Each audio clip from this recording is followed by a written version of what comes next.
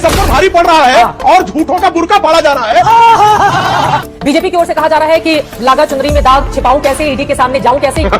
ये जो नोटिस है ये ईडी से नहीं आ रही है, भाजपा के दफ्तर से आ रहे हैं, इसलिए भाजपा रिस्पॉन्ड कर रही है, ईडी रिस्पॉन्ड नहीं कर रही। केजरीवाल अरुण जेटली पर आरोप लगाया, नाक रगड़ के माफी मांगी। नितिन गडकरी पर आरोप लगाया, नाक रगड़ कर माफी मांगी। भारतीय जनता पार्टी के नेताओं पर भ्रष्टाचार का आरोप लगाने के बाद जिस अरविंद केजरीवाल ने नाक रगड़ कर माफी मांगी है, ये कालाक्षर भैंस बराबर इनको है।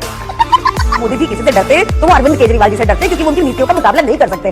आदमी कितना डरता है, पाठशाला बनाने की जगह मधुशाला बनाकर जो भ्रष्टाचार केजरीवाल एंड कंपनी ने किया। चलिए शुरू करते हैं। सबसे पहले आपसे शुरुआत करते हुए प्रियंका कक्कड़ जी, बीजेपी की ओर से कहा जा रहा है कि लागा चुनरी में दाग छिपाऊं कैसे, ईडी के सामने जाऊं कैसे। इस तरह से कहते हुए अरविंद केजरीवाल आम आदमी पार्टी पर तंज कसा जा रहा है। क्या दिक्कत है ईडी के सामने पेश होने पर? और ईडी के सवालों पर सवाल का जवाब तो नहीं हो सकता ना, आपको पेश तो होना ही पड़ेगा, फिर क्यों नहीं जा रहे हैं मुख्यमंत्री? ये बड़ी अच्छी बात कही आप। मुख्यमंत्री जी को मुख्यमंत्री की कैपेसिटी में बुलाया जा रहा है दिल्ली के, या फिर कैपेसिटी में बुलाया जा रहा है कि वो नेशनल पार्टी के कन्वीनर हैं, अक्यूज के तौर पे बुलाया जा रहा है या विटनेस के तौर पे बुलाया जा रहा है, ये लॉ की रिक्वायरमेंट है, पर यहाँ कानून नहीं चल रहा। अच्छा, ये जो नोटिस है ये ईडी से नहीं आ रही है, भाजपा के दफ्तर से आ रहे हैं, इसलिए भाजपा रिस्पॉन्ड कर रही है, ईडी रिस्पॉन्ड नहीं कर रही। देखिए आप आज देश में क्या कानून सबके बहुत ब्लेटेंट है। छगन भुजबल जैसे ही शामिल हुए भाजपा में, इस बार ईडी ने कोर्ट में कह दिया कि फाइल खो गई और केस वापस ले लिया।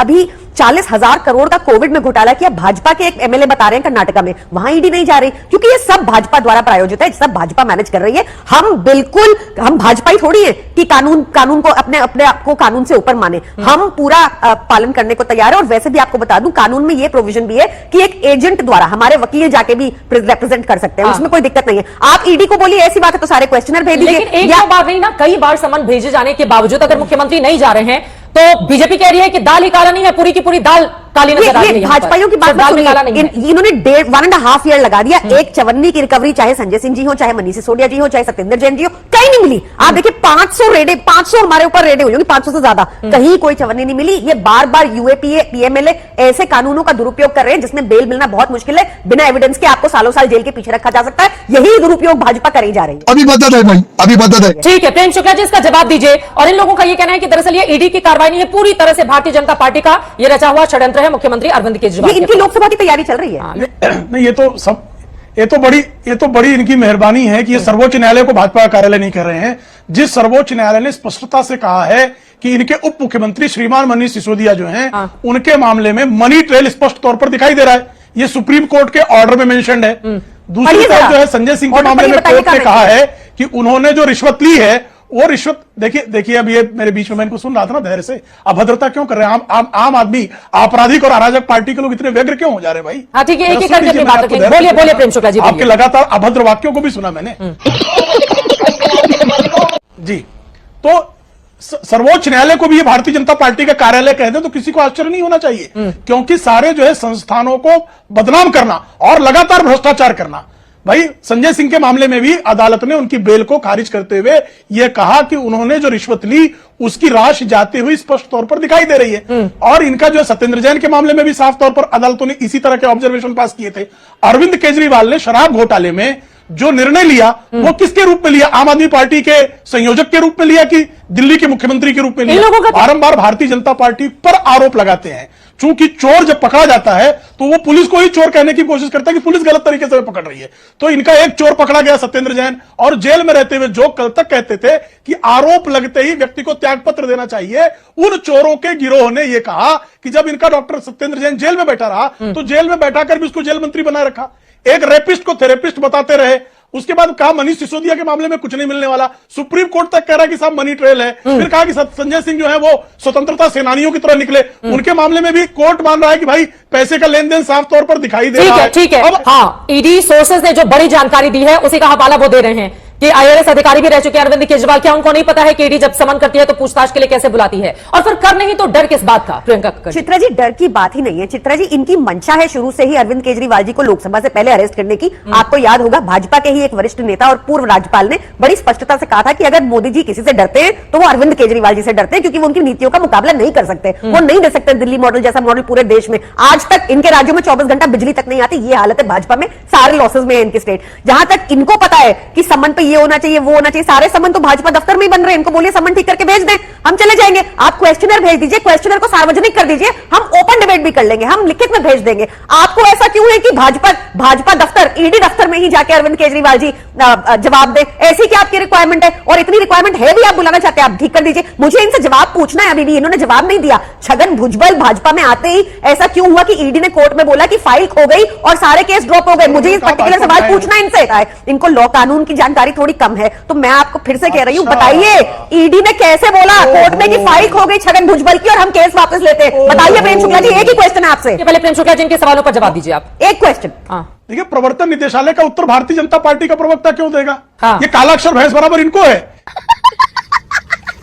इनकी समझ में नहीं आ रहा है। और अरविंद केजरीवाल ने आज भी जो पत्र भेजा है, आदमी कितना डरता है। पाठशाला बनाने की जगह मधुशाला बनाकर जो भ्रष्टाचार केजरीवाल एंड कंपनी ने किया, उसके भय के कारण आज उन्होंने जो पत्र लिखा है, उसके बिंदु क्रमांक 9 में लिखते हैं कि राज्यसभा के चुनाव जो है अधिसूचना जारी हो गई है, इसलिए मैं उसमें व्यस्त हो गया हूं। पहले व्यस्त हो गए विधानसभा चुनाव में, फिर व्यस्त हो गए विपश्यना में, फिर व्यस्त हो गए आज बिंदु क्रमांक 9 उनके पत्र का है, उसमें वो कहते हैं कि राज्यसभा चुनाव है। बताइए साहब, इस देश में चुनाव चलते रहते हैं, तो इस चोर को जो है, कल चोर ये कहेगा कि पुलिस जो है मेरे घर आके पूछताछ करे, मैं थाने में नहीं जाऊंगा। ये नया कानून बनेगा साहब। बोलिए प्रेम शुक्ला जी, बोले। कोई नहीं बोले, एक सब पर भारी पड़ रहा हूँ, दिख रहा है इसलिए तो बीच बीच में बोल रहे हैं। अच्छा ठीक, एक सब पर भारी पड़ रहा है और झूठों का बुरका पाड़ा जा रहा है।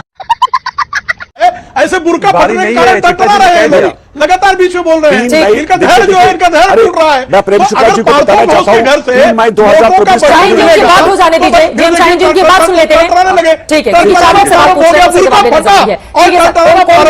बोले बोले, मैं मुद्दे पर आती हूं। ठीक है, ठीक, कोई नहीं बोलेगा। प्रेम शुक्ला जी बोले, मुद्दे पर आइए। मुद्दे पर ही हूं कि जब पार्थो घोष के गर्लफ्रेंड के घर से जो है करोड़ों रुपयों की राशि नकद बरामद होगी, तो उसके खिलाफ कार्रवाई ईडी ने नहीं करनी चाहिए? अभी जीएम शाहीन ने कहा, कर्नाटक के एक विधायक का जिक्र किया, उस विधायक के खिलाफ तत्काल कर्नाटक में भारतीय जनता पार्टी की राज्य सरकार थी, राज्य सरकार ने तत्काल कार्रवाई की। अब वहां कांग्रेस की सरकार है, किसने रोक रखा है भाई? उस कार्रवाई को ईडी के पास भेज दीजिए, किसने रोका है? तो भारतीय जनता पार्टी ने, और तीसरा इन्होंने बारंबार जो एक झूठी पार्टी आम आदमी पार्टी, अपराधी, अराजक और पाठशाला की जगह मधुशाला खोलने वाली जो पार्टी है, छगन भुजबल भारतीय जनता पार्टी में कब शामिल हो गया? और छगन भुजबल का कौन सा मामला वापस हो गया? कोई मामला भारतीय जनता पार्टी ने छगन भुजबल पर से कोई मामला वापस नहीं हुआ जी। झूठ बोलना इनके रहा। अजीत पवार का जो बारंबार उदाहरण देते हैं, अजीत पवार से जो मामले की वापसी हुई वो श्रीमान उद्धव ठाकरे की सरकार में हुई। श्रीमान उद्धव ठाकरे जब मुख्यमंत्री थे तब कांग्रेस और एनसीपी उसको समर्थन दे रही थी। अगर उसके मामले में सबूत, अगर अभी भी सबूत है, तो अजीत पवार के खिलाफ अदालत क्यों नहीं जाते जी? तीसरा, हेमंत सोरेन के मामले जो कह रहे जीएम शाहीन कि भाई अदालत में जो है इनका मुख्यमंत्रियों को टारगेट किया जा रहा है, तो श्रीमान हेमंत सोरेन जो है ईडी के समन के मामले में हाईकोर्ट और सुप्रीम कोर्ट जा चुके हैं, उनको वहां से रिलीफ नहीं मिली। अगर हाईकोर्ट और सुप्रीम कोर्ट भी श्रीमान हेमंत सोरेन को रिलीफ नहीं देता, अगर सुप्रीम कोर्ट भी मनीष सिसोदिया को भ्रष्टाचारी मानकर उनके पीएम, उन्होंने किस तरह से मनी ट्रेल है वो बताता है, अगर संजय सिंह को अदालत कहती है कि रिश्वत देने का मामला सामने दिखाई दे रहा है, तो इनको भारतीय जनता पार्टी अपील करे कि इनको छोड़ दो। ठीक है, ये आप अपेक्षा कर रहे हैं। ठीक है, ये इनकी अपेक्षा है। और जो आदमी बारंबार केजरीवाल, अरुण जेटली पर आरोप लगाया, नाक रगड़ के माफी मांगी, नितिन गडकरी पर आरोप लगाया, नाक रगड़ कर माफी मांगी, भारतीय जनता पार्टी के नेताओं पर भ्रष्टाचार का आरोप लगाने के बाद जिस अरविंद केजरीवाल ने नाक रगड़ कर माफी मांगी है, भारतीय जनता पार्टी के नेता जब आरोप लगा रहे हैं, जब प्रमाण दे रहे हैं, जाइए जरा अदालत, हिम्मत हो तो जाइए। भाई मजा आया।